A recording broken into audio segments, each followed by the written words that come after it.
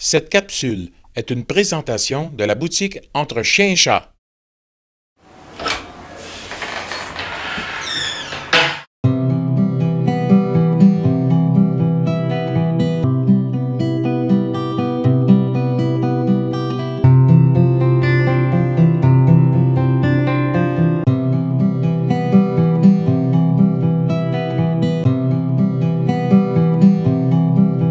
Ça se détériore d'année en année. On se bat depuis 2008 pour avoir un nouveau refuge. De plus en plus, maintenant, on voit avec toutes la nouvelle réglementation du ministère, on a de plus en plus de tâches, de responsabilités au niveau du public. Alors, on se rend compte qu'effectivement, ça nous prend un refuge neuf avec des normes et des standards que maintenant, on n'a pas, mais pas du tout. Oui, presque un cas d'inspection nous-mêmes.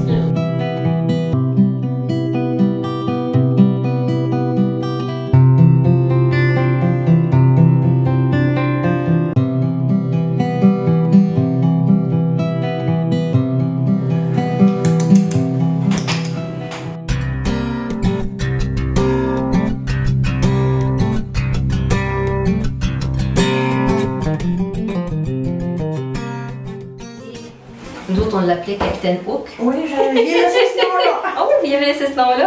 Il est chez nous, puis je l'appelle comme ça. C'est une de mes techniciennes qui l'appelait comme ça parce que, à cause que maintenant, elle avait rien que 3 pattes.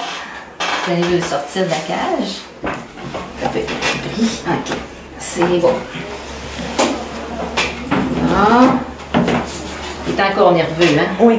Un petit minou sauvage. Tiens, lui seul, mon milet. Tiens.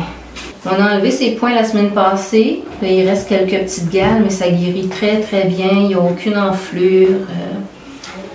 La position est très belle. Puis ça ici, ça l'a bien guéri. C'est plus rouge comme c'était, là, fait qu'on voit. Là, puis c'est souple, là, fait que on voit que c'est bien contrôlé. On va juste redésinfecter. Évidemment, c'est un chat qui reste avec déficit d'une patte, donc il faudra. C'est pas un chat qui devrait retourner dehors. Ça devrait être un chat d'intérieur. T'aimes ça te faire flatter? Ah oui. Ben, je me suis dit, quand je l'ai vu dans une cage au refuge, j'ai dit, il peut pas se réadapter là. J'ai dit, j'aimerais ça l'avoir chez nous. Ça fait que j'ai parlé à ma patronne, Monique Murray, si je pouvais l'emmener chez nous, puis elle était d'accord. Souvent, les gens se font pas à l'idée d'avoir un chien ou un chat sur 3 pattes. Alors que le chien va tellement s'habituer facilement là, à vivre sur 3 pattes que c'est incroyable. Fait que ça arrive pas très très souvent. En réalité, je vais vous avouer que c'était la première fois, puis j'en ai profité pour dire à Mme Murray, on va l'essayer. On va l'essayer, puis je pense que je suis bien contente de l'expérience que ça a donné parce que le minou, il s'en sort bien, puis sa plaie est pas mal belle, puis je suis bien contente.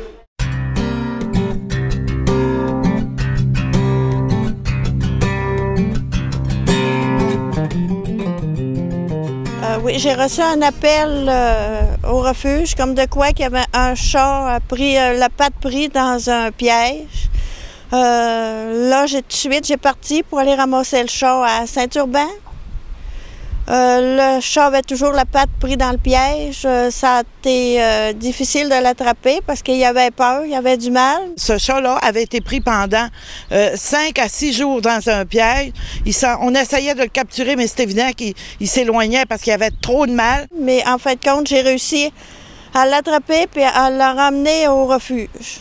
Suite à ça, Monique Murray, la directrice, a appelé chez le vétérinaire, Dr Leboeuf. Dr Leboeuf et moi avons décidé, en collaboration avec des budgets minimes, d'être capables parce que vous savez que c'est une opération qui était très longue. Quand Mme Murray est arrivée avec le minou, le capitaine, comme on l'appelle, avait encore le piège pris sur le bout de la patte. Et semble-t-il que ça faisait quand même quelques jours qu'il était pris comme ça. Le chat était littéralement en panique, là. Alors, on l'a enveloppé dans une couverture pour le stabiliser, puis on a réussi à y enlever tout de suite son piège. Et on a réalisé, évidemment, que le bout de la patte était nécrosé là, en bonne partie, donc les chairs toutes défaites, là, alors ça aurait été impossible de sauver ça, ce bout de patte-là. Donc, tant qu'on ne puisse pas sauver le bout de la patte, Mme Murray avait déjà pour mission de sauver le minou. Alors, la seule option qui nous restait, c'est d'aller l'amputer.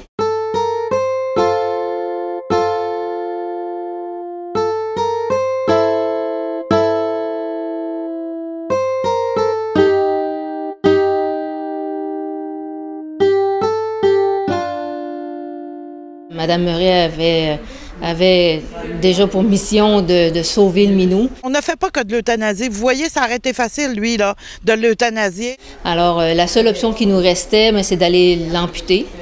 Alors, on avait deux choix d'amputation, de sorte d'amputation. Alors, le choix le plus facile pour le minou et avec le moins de conséquences à long terme était celui d'amputer toute la patte au complet, incluant l'épaule, parce que chez le chat et le chien, l'épaule n'est rattachée au corps que par des muscles.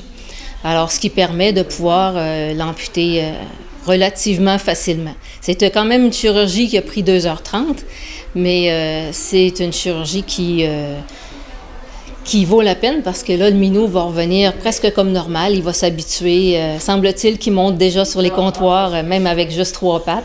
Alors, c'est incroyable comment les minous peuvent s'en sauver. Qu'est-ce qui arrive quand on tend des pièges? Vous voyez, c'est un chat, là, mais ça aurait pu être un enfant. Ça aurait pu être la main d'un enfant, on le sait pas, ou par mégarde d'un pied. C'est vraiment pour responsabiliser l'humain que le piège, il y a des pièges maintenant. C'est en forêt, puis il y a des lieux de capture de chasse que c'est plus...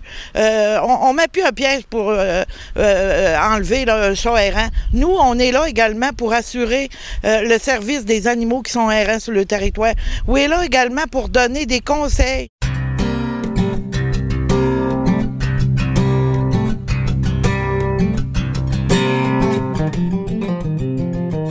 Ça se passe bien, il bouge, il a grimpé sur le comptoir, il grimpe sur la tablette de la fenêtre pour regarder dehors. Il va bien. Bien, je lui souhaite qu'il trouve une famille compréhensive et qui, évidemment, a les chats à cœur. Et je pense que la SPCA a tout fait pour que ce chat-là mérite une vie, une belle vie. Puis, tout le bonheur à la famille qui va l'adopter, évidemment.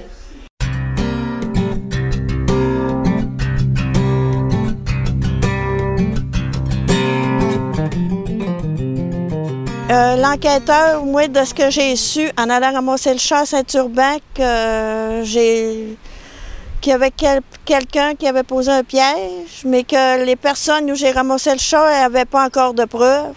Moi, j'ai contacté l'enquêteur de la SPCA. J'y ai fait part de ce que j'avais appris, qui doit poursuivre l'enquête. C'est un cas d'inspection qui va... Il y a un dossier d'ouvert, puis il y aura des suites à ça. Là, on ne peut pas aller pour l'instant divulguer plus loin. Il faut laisser suivre en cours le dossier qui est en cours avec l'inspecteur à l'heure actuelle. Mais oui, il y aura une suite à ce chat-là. Notre but, c'est vraiment d'aller jusqu'au bout. Exactement. Quand le chat va sortir du sac, veut pas, ben là, la responsable s'arrangera avec les moyens du bord pour, peut-être, à la prochaine, servir d'exemple pour les autres.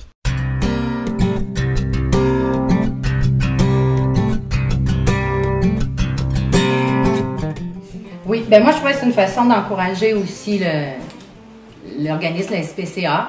Puis c'est important parce que, comme dans les grands centres, ça n'arrive pas juste dans les grands centres qu'il y a des animaux en difficulté puis qui ont besoin. Puis je trouve qu'on a besoin de ça ici, nous autres aussi.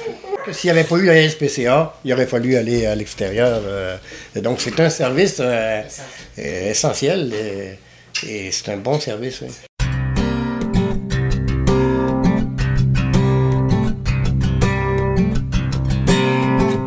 Notre calendrier 2015, d'où on veut remplir les 365 jours, parce qu'on le tient debout avec 140, mais on fait juste se tenir, puis on va chercher quelques fonds. Mais là, pour aller chercher un 10 000 $ avec notre calendrier, il faudrait remplir nos 365. Ça, c'est pour tous les propriétaires d'animaux. C'est une photo Pour 20 $, on met l'animal dans le calendrier de la SPCA. Les fonds vont directement à la SPCA à Charlevoix. Pour nous aider à avoir un nouveau refuge, ça allait être vraiment tout ce qui est rapport avec la SPCA, le financement.